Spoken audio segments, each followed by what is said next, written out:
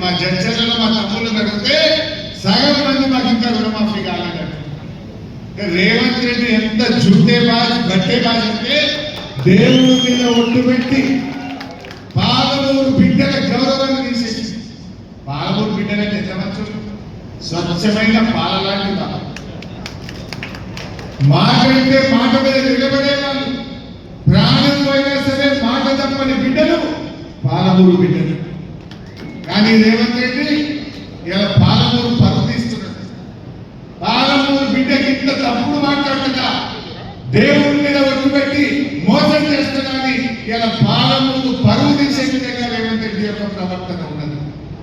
ఒక్కసారి రుణమాఫీ గురించి చూద్దాం ఏం మాట్లాడి.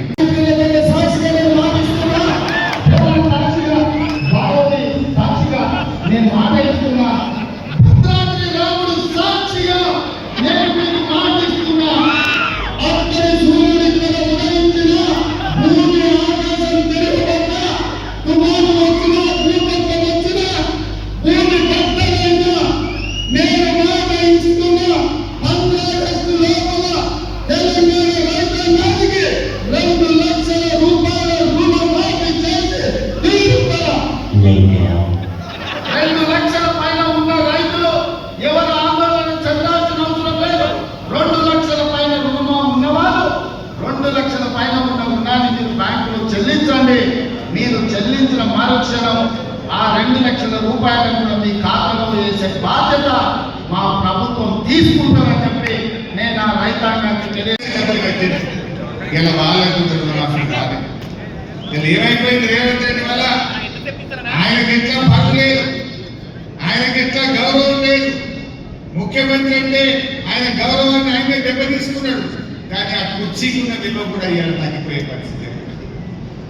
ఇక రుణమాఫీ విషయంలో రైతుల్ని ఇవాళ దారుణంగా మోసం చేసింది. చెప్పకపోయినా రైతు బంధు ఇచ్చిన నాయకుడు కేసీఆర్.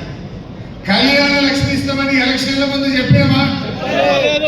కానీ ఎస్సీ ఎస్టీలు బీసీలు మైనారిటీల కష్టాలు చూసి ఈ దేశంలో ఎక్కడ లేని పథకం కళ్యాణ లక్ష్మి తెచ్చింది మన కేసీఆర్. కేసీఆర్ కిట్ ఇస్తామని మనం ఎన్నికల ముందు చెప్పినామా? చెప్పకపోయినా ఆడపిల్లల కోసం, పేరింటి ఆడపిల్లల కోసం కేసీఆర్ కిట్ పథకాన్ని తెచ్చింది. Ambedkar overseas scholarship, SC ST BC పిల్లలు విదేశాల్లో చదువుకోవాలని ఎన్నికల్లో హామీ ఇవ్వకపోయినా 20 లక్షల రూపాయలు ఇచ్చిన నాయకుడు మన కేసీఆర్. ఇట్లా చెప్పి ఒక 100 లిస్ట్ చెప్పచ్చు. అంటే ఎన్నికల్లో చెప్పి మాట తప్పుడు రేవంత్ రెడ్డి మంత్రి, ఎన్నికల్లో హామీ ఇవ్వకపోయినా ప్రజల కోసం చేసుడు మన కేసీఆర్, మన బీఆర్ఎస్ పార్టీ యొక్క గొప్పతనం. దీన్ని మన కార్యకర్తలు మనం గట్టిగా కింద చెప్పుకోవాల్సినటువంటి అవసరం. ఇక రైతులకు వద్దాం. ఇవాళ రైతు వంచన సభ పెట్టాడు రేవంత్ రెడ్డి. అది ఆశీర్వాద సభ కాదు, రైతు వంచన సభ. నా దృష్టి. రెండవది రైతు బంధు. ఏం చెప్పిందే రైతు బంధు? ఎన్నికల ముందు 15,000 చెప్పిందా? 15,000. మరి ఇచ్చిందంట 12,000. అవి ఎన్నిసార్లు ఇచ్చిండు?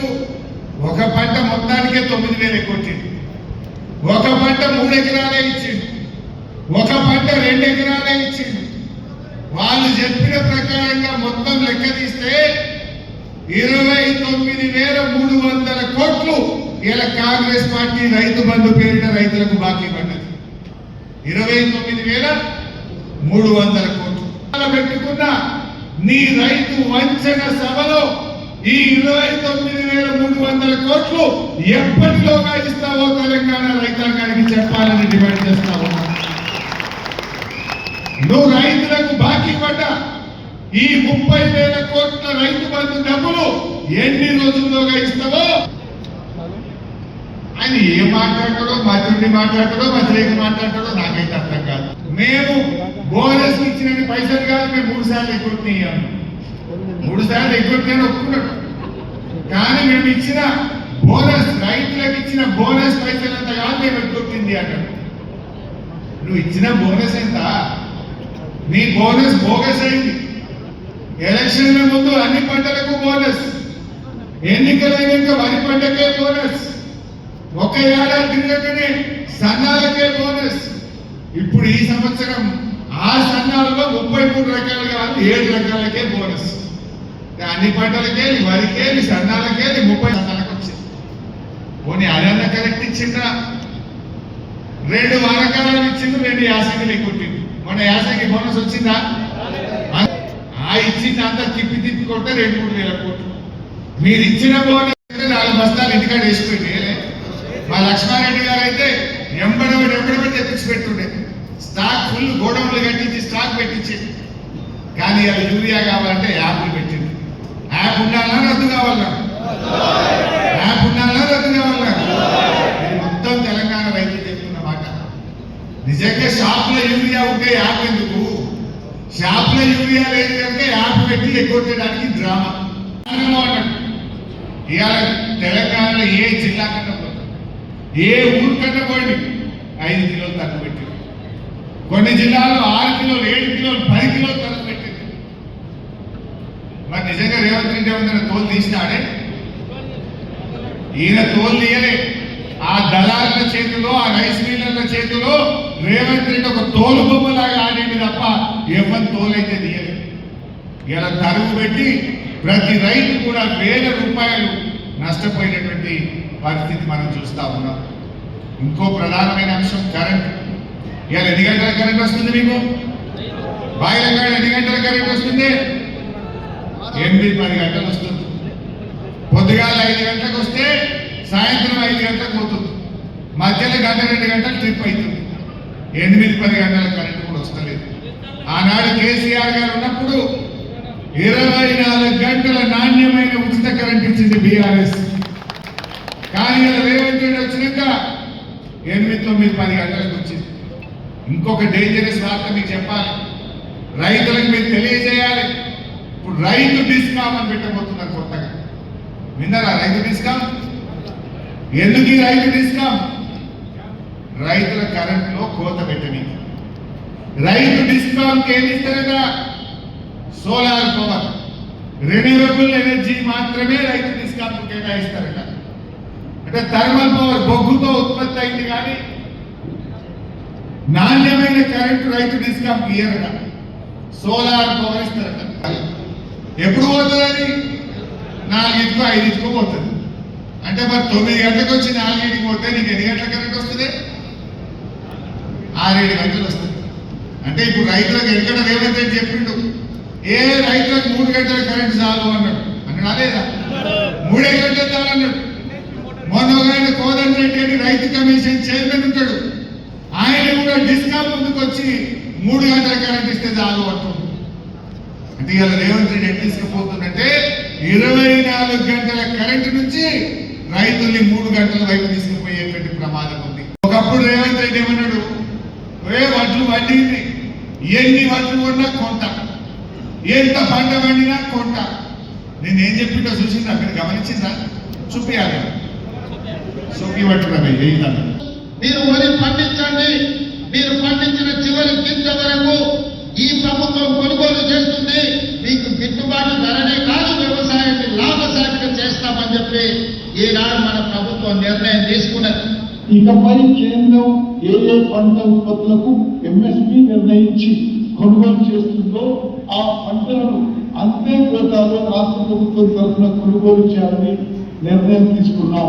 పంటల కొనుగోలు కూడా ఇందా మొత్తం గారు చెప్పినట్టుగా కేంద్ర ప్రభుత్వం యొక్క విధి విధానాలకు అనుగుణంగానే తెలంగాణ రాష్ట్రంలో కూడా భవిష్యత్తు పంటల కొనుగోలు ఉంటాయి. అంతే మోతాదులో కొంటాము స్పష్టంగా చెప్పారు. కేంద్ర ప్రభుత్వం మక్కలు కొనది అంటే ఈ వానకాలంకెళ్ళి రేవంత్ రెడ్డిగా మక్కలు కొనడు. కేంద్ర ప్రభుత్వం జొన్నలు కొనది, సోయాబీన్ కొనది. అంటే ఈ వానకాలంకెళ్ళి రేవంత్ రెడ్డి కాంగ్రెస్ ప్రభుత్వం మక్కలు కొనది, జొన్నలు కొనది, సోయాబీన్ కొనది, కందులు కొనది, శనగలు కొనది, పెసర్లు కొనది. మరి కేసీఆర్ గారు ఉన్నప్పుడు కేంద్రం కొన్నా కొనకపోయినా ఎన్ని కందులు వండినా, పెసర్లు వండినా, శనగలు వండినా, సోయాబీన్ వండినా, జొన్నలు వండినా, మక్కలు వండినా ఆనాడు కేసీఆర్ గారు చివరి గింజ దాకా కొన్నాడు, రైతులకు మద్దతు ధర ఇచ్చింది. కానీ ఇప్పుడు కాంగ్రెస్ ఏమంటుంది? ఈ వానకాలంకి కేంద్రం కొనుమన్నంత కొంటాం, ఏ పంట కొనుమంటే గా పంటనే కొంటామంట. నువ్వెందుకు పీకనికున్నావా? నువ్వెందుకుంటావు? మరి కేంద్రమే కొంటాక నువ్వెందుకు పీకనిక? మరి ఇది రైతులంటే మాట, నా మాట కాదు. మరి ఆనాడు కేసీఆర్ ఉండేదా? కేంద్రం పట్టుకున్నది. ఆ పట్టుకుని ఇప్పుడు ఏదైనా దీన్ని బట్టి మొన్న యాసంగిలో 80 లక్షలు పెట్టించడంలో పట్టుకుంటామన్నారు. కేంద్రం ఎంత ఇచ్చింది మనకి? టార్గెట్ 50 ఇచ్చింది. అంటే ఇప్పుడు వచ్చే వానకాలంకి వెళ్ళి వాటిలో కూడా మొత్తం కొనదిగా. కేంద్రం 50 ఇచ్చింది అనుకో, 50 లక్షలు కొంటారు, తర్వాత చేతులు రాబడతారు. అంటే మనం ఏడనుకోవాలి? వడ్లు కొనే శాత కాని ప్రభుత్వం, పంట కొని శాత కాని ఈ కాంగ్రెస్ ప్రభుత్వానికి రైతులను నమ్ముతారే? వచ్చినాయి మీదికన్నీ. అది మూలపడి 3 ఏళ్ళు ఏర్పడి దాని వల్ల మంచిగా చేసి ఆ పంప్ హౌస్ పూర్తి చేసి ఆ ప్రాజెక్టులను పరిగెత్తించి పాలమూరు జిల్లాలో 10 లక్షల ఎకరాలకు నీళ్లు బారించిన గవర్నమెంట్ బీఆర్ఎస్ గవర్నమెంట్. ఇలా ఇదే కల్వకుర్తి మన జడ్చర్ల నియోజకవర్గంలోని మిడ్జిల్కు నీళ్లు రావాలంటే ఆ దుందిబి నది మీద ఒక అక్విడెక్ట్ కట్టేది ఉంది. వాళ్ళ కాంట్రాక్టర్ పనిచేయకపోతే నేను లక్ష్మారెడ్డి అన్న అది ఉండే గూడెం రెడ్డిగూడ దగ్గర ఒక ఇల్లు మీద డాబా మీద పట్టుకున్నాం. ఆయన కూలర్లు పెట్టుకోలే, ఏసీలు పెట్టుకోలే. ఎండాకాలం డాబా మీద పట్టుకొని మేము పర్యవేక్షించి రాత్రి 12 దాకా రివ్యూ చేసి పరిగుదెత్తించి యాక్వెడక్ట్ పూర్తి చేస్తే మన జడ్చర్లలోని మిడ్జిల్కు ఆ కృష్ణా నది నీళ్లు తెచ్చింది బీఆర్ఎస్ ప్రభుత్వం. కల్వకుర్తిలో 3 లక్షలు. నేను ఈ పాలమూరు ప్రాజెక్టు అర్థం కావడానికి నాకు 2.5 ఏళ్ళు పట్టింది అంట. నీకు అర్థం కానికే 2.5 ఏళ్ళు పట్టింది, మరి నువ్వు చేయనీకే నీళ్ళు పట్టదు. ఇంకా నీకు అర్థం కాని ఒక ముఖ్యమంత్రిని, నువ్వు పాలమూరు బిడ్డవు, నీకు అర్థం కానికే 2.5 ఏళ్ళు పట్టింది. ఏం చెప్పిండు మన మహబూబ్ వచ్చి? మరి నువ్వు చేయనీకే నీళ్ళు పట్టింది. 27,000 ఎకరాల భూసేకరణ చేశారు.